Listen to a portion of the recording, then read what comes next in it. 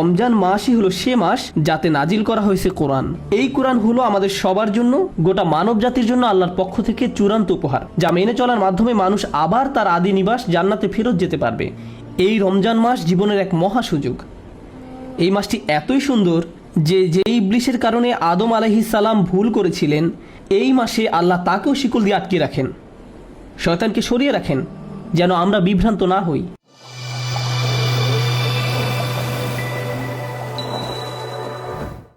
আগে আমি আপনাদের বলেছিলাম, অর্থাৎ কোরআনকে শক্ত করে আঁকড়ে ধরো। এখন আমরা শিখছি যে আমাদের জন্য রশি ফেলা হয়েছে, আর এটা এমন রশি লাংফিসাম আলাহা, যা ভেঙে যাওয়ার নয়, কোনো শিকলের সংযোগ ভাঙার মতো নয়। এটা সুদৃঢ়, ভঙ্গুর নয়। আর এটা এরকম সম্প্রসারিত অবস্থায় থাকবে যতক্ষণ না মানবজাতির সমাপ্তি ঘটে। প্রজন্মের পর প্রজন্ম, প্রজন্মের পর প্রজন্ম আসবে যাবে, কিন্তু আল্লাহর এই সর্বশেষ রশি সব সময় থাকবে।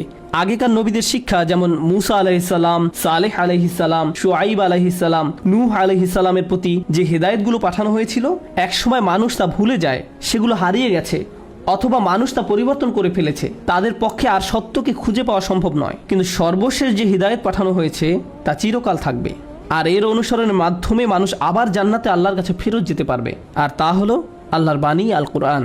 আর সেই কোরআন, অর্থাৎ আদম আলাইহিস সালামকে দেয়া প্রতিশ্রুতি, যেটা সূরা বাকারা শুরুতে দেয়া হয়েছিল, সেই প্রতিশ্রুতির চূড়ান্ত রূপ লাভ করে যখন আল্লাহ ঘোষণা দেন, শাহরু রমাদান আল্লাযী উনজিলা ফীহিল কুরআন, রমজান মাসই হলো সে মাস যাতে নাজিল করা হয়েছে কোরআন।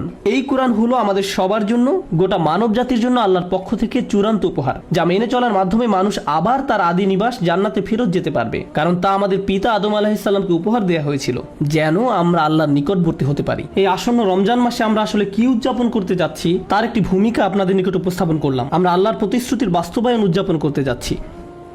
আবার বুঝতে চেষ্টা করুন, একটি প্রত্যাশার প্রতিশ্রুতির বাস্তবায়ন উদযাপন করতে যাচ্ছি। আবার বুঝতে চেষ্টা করুন, আপনারা অনেকেই হয়তো মনে করেন যে আপনি একসময় আল্লাহর অনেক কাছাকাছি ছিলেন, আমি অনেক ভালো মানুষ ছিলাম, বা আমার হৃদয় এখনকার চেয়ে আগে আরও পরিষ্কার ছিল। কোনো কারণে হয়তো আপনি সেই পথ হারিয়ে ফেলেছেন, আরও অনেক দূরে চলে গিয়েছেন। এখন আপনার মনে হচ্ছে যে আপনি আল্লাহর কাছ থেকে এতই দূরে চলে গিয়েছেন যে আপনার আর কোনো আশা নেই। শয়তানের ধোকায় পড়ে আপনি একদম হারিয়ে গেছেন, একদম হারিয়ে গেছেন।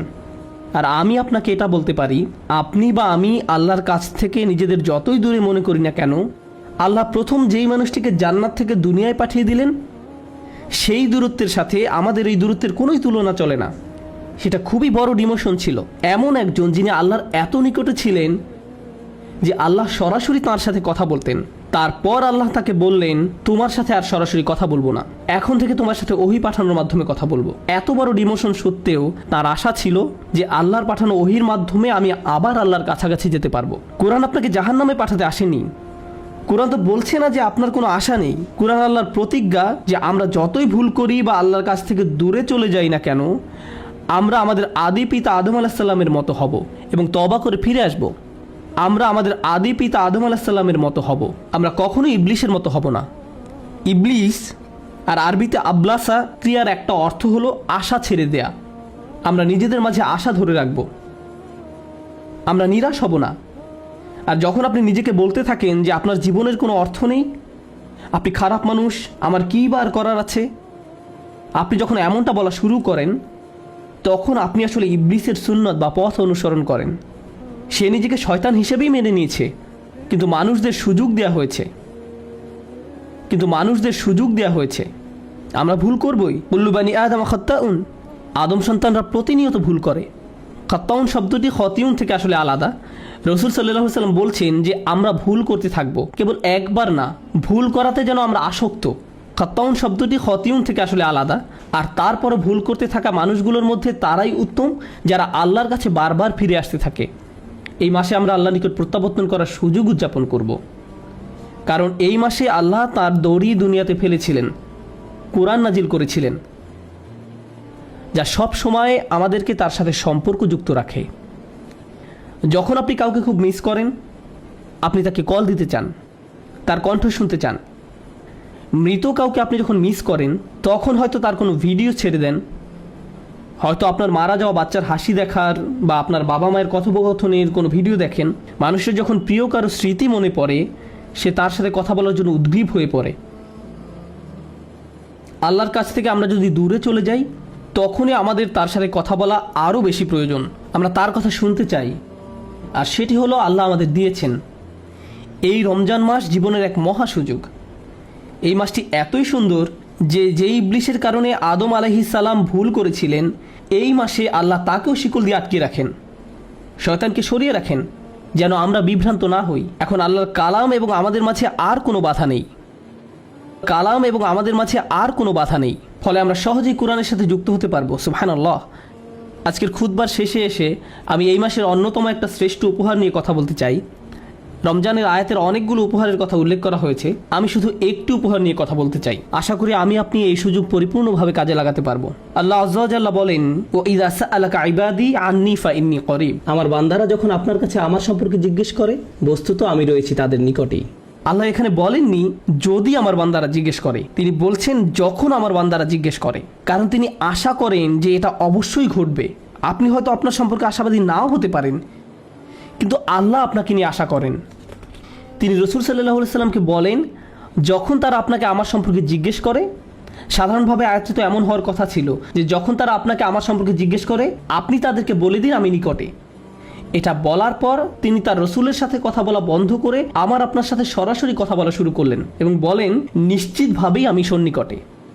আয়াতের মাঝখানে এসে বক্তব্যটি আর আল্লাহ এবং রসুল সাল্লাল্লাহু আলাইহি সাল্লামের সাথে না হয়ে আল্লাহ এবং আমার আপনার সাথে সরাসরি হয়ে গেল। বহুদিন যাবৎ হয়তো আপনি আল্লাহর সাথে কথা বলেন না। আপনি যদি অনেক দিন কারোর সাথে কথা না বলেন, আপনার মনে হতে পারে সেও হয়তো আপনার সাথে কথা বলতে চায় না। আপনি অন্য একজনের মাধ্যমে তার সাথে কথা বলতে চান, আপনি তার সাথে সরাসরি কোনো যোগাযোগ করতে চান না। কিন্তু আল্লাহ আযজা ওয়া জাল্লা সেই দেয়ালটি ভেঙে সরাসরি আপনার কাছে আসেন এবং আপনাকে বলেন, ফাইন্নী করিব। তারপর আপনার হয়তো মনে হতে পারে তিনি কেন আমার দোয়ার জবাব দিতে যাবেন, কিন্তু আল্লাহ বলেন, উজিবু দাওয়াতাদ দাঈ। একটি মাত্র দোয়া করা হলেও আমি তার সাথে জবাব দেই, আমি সাথে সাথে তার জবাব দেই। যে দোয়া করে সে একটি দোয়া করলেও আমি সাথে সাথেই তার জবাব দেই। অন্য কথায় এই আয়াত আল্লাহ সে লোক সম্পর্কে বলছেন না যে ঘন্টার পর ঘন্টা দোয়া করতেই থাকে, বরং তিনি এমন একজন সম্পর্কে বলছেন যে মাত্র একটি দোয়া করেছে। আল্লাহ এমন করে বলেন না যে ও সারা বছর তুমি পার্টি করে বেড়াতে, এখন তোমার কিছু একটা প্রয়োজন হয়েছে তাই আমার কাছে ছুটে এসেছো, দূর হও এখান থেকে। না না না, এমন ব্যক্তির দোয়ারও জবাব দান করি, তার এই একবারের দোয়াও। আর সেই ব্যক্তির যোগ্যতা কি? আমরা অনেক সময় মনে করি যে আপনি বড় কারোর সাথে কথা বলতে চান, আপনার কিছু যোগ্যতা থাকা দরকার। এরকমই হয় সব সময়। ধর্মীয় দৃষ্টিকোণ থেকেও মানুষ মনে করে আপনি যদি আল্লাহর নিকট কোনো প্রার্থনা করতে চান, আপনার উচিত ভালো পোশাক পরা, মসজিদে যাওয়া, দোয়া করার শ্রেষ্ঠ জায়গা হলো মসজিদে হারাম অথবা মসজিদে নববী। আরও ভালো হয় আপনি যদি পাপ করা বন্ধ করে দিয়ে দোয়া করতে পারেন। আর এই সবগুলোই সত্য, কিন্তু প্রত্যাশার এই আয়াতে আল্লাহ বলছেন, দোয়া করার জন্য তোমার যে যোগ্যতা থাকা চাই তা হলো তুমি দোয়া করার জন্য প্রস্তুত, শুধু এটাই।